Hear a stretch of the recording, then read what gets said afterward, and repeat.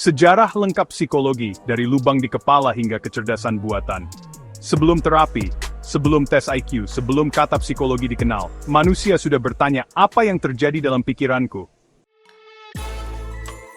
70.000 tahun sebelum Masehi, seseorang yang bicara sendiri atau pingsan tiba-tiba dianggap kerasukan. Solusinya, tengkoraknya dibor. Ini disebut trepanasi, praktek medis paling kuno yang pernah ditemukan. Mereka percaya, roh jahat keluar lewat lubang itu. Fakta mengejutkan, banyak dari mereka hidup setelah prosedur ini. Itu artinya, mereka melakukannya berulang kali. Kenalilah dirimu sendiri, kata Socrates. Ia percaya memahami pikiran adalah inti dari hidup yang bijak. Jiwa menurut Plato punya 3 bagian, rasional, semangat, dan nafsu. Ia percaya jiwa itu abadi dan terpisah dari tubuh. Aristoteles tidak sepakat.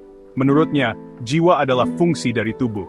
Ia menulis De Anima tahun 350 sebelum Masehi, buku psikologi pertama dalam sejarah. Di Romawi, Galen seorang dokter Yunani Romawi, sekitar tahun 129 Masehi, 2000 Masehi, menjelaskan perilaku lewat 4 cairan tubuh. Darah, empedu kuning, empedu hitam, dan lendir. Di dunia Islam, Ibnu Sina menulis The Canon of Medicine, sekitar tahun 1025. Ia percaya gangguan jiwa bisa diobati secara medis dan psikologis. Dialah pelopor psikoterapi dalam sejarah Islam. Bagian dualisme dan filsafat modern. Rene, aku berpikir maka aku ada. Ia memisahkan pikiran dan tubuh, awal dari dualisme. John Locke, menurut Locke, manusia lahir seperti kertas kosong, atau tabula rasa. Semua pengetahuan berasal dari pengalaman. David Hume, pikiran hanya kumpulan kesan sensorik yang diasosiasikan. Immanuel Kant, ia menantang Hume dan Locke. Kata Kant, pikiran manusia punya struktur bawaan untuk memproses realitas. Bagian menuju ilmu, sains psikologi lahir, Johann Herbart. Ia ingin psikologi bisa diukur secara matematis, membuka jalan bagi eksperimen pikiran.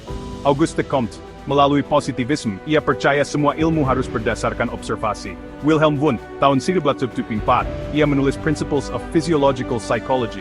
Dan pada 1229 di Leipzig, Jerman, ia membuka laboratorium psikologi pertama di dunia. Inilah, sebuah awal yang baru. Lahirnya psikologi sebagai ilmu. Bagian aliran psikologi klasik, strukturalisme Wundt, Titchener. Fokusnya pada struktur kesadaran melalui introspeksi, tapi terlalu subjektif. Fungsionalisme, William James, 1990. Kesadaran itu mengalir. Yang penting bukan apa, tapi kenapa pikiran itu ada. Psikoanalisis, Sigmund Freud. Alam bawah sadar, mimpi, trauma masa kecil. Kontroversial tapi membentuk dasar psikoterapi. Behaviorism. Behaviorisme, Watson, 1878-1959. Pavlov, 1849-1936, Skinner, 1904-1990. Fokusnya pada perilaku yang bisa diamati. Anjing Pavlov, tikus Skinner. Pikiran tidak bisa diuji. Perilaku bisa dilatih. Humanistik dengan tokoh seperti Maslow tahun 1940-an sampai 1950-an, dan Carl Rogers awal tahun 1940-an saat ia mengembangkan terapi berpusat pada orang, person-centered therapy. Menekankan bahwa manusia bukanlah mesin. Kita memiliki potensi, perasaan, dan keinginan untuk tumbuh. Maslow memperkenalkan hierarki kebutuhan, dari kebutuhan dasar seperti makan, hingga aktualisasi diri.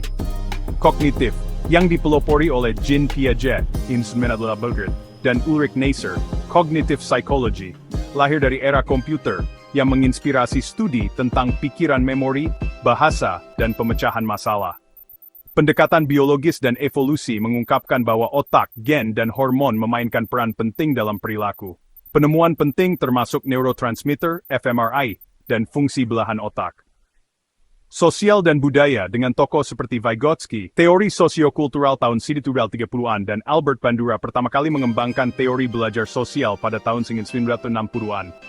Kemudian, ia memperluas teori ini dan menggantinya menjadi teori kognitif sosial, social cognitive theory, pada tahun 1970-an dan 1980-an, menunjukkan bahwa perilaku dipengaruhi oleh lingkungan, budaya, dan orang lain. Konsep penting termasuk pembelajaran sosial dan zona perkembangan proksimal. Pada tahun 1990 hingga 2000, Teknologi seperti fMRI, pemindaian otak, dan big data mulai mengubah psikologi. Psikologi bertemu teknologi. Dari 2010 hingga sekarang, kita memasuki era psikologi digital. Aplikasi terapi seperti Wobot dan BetterHelp muncul, dan AI mulai membaca emosi lewat wajah dan suara. Chatbot kini bisa berfungsi sebagai terapis virtual. Namun tantangan baru muncul, siapa yang bertanggung jawab jika AI salah diagnosis? Bisakah algoritma benar-benar menggantikan empati manusia? Dari lubang di tengkorak, ke laboratorium di Jerman hingga layar smartphone kita hari ini. Psikologi terus berevolusi, bukan hanya untuk menjawab siapa manusia, tapi juga akan menjadi seperti apa manusia di masa depan. Kalau kamu suka video ini, tekan like dan subscribe. Di episode berikutnya, kita akan bahas kenapa manusia bisa berbohong, marah, jatuh cinta, dan bagaimana psikologi menjelaskannya. Tulis juga di komentar. Menurut kamu, psikologi di masa depan akan lebih manusiawi atau lebih mesin?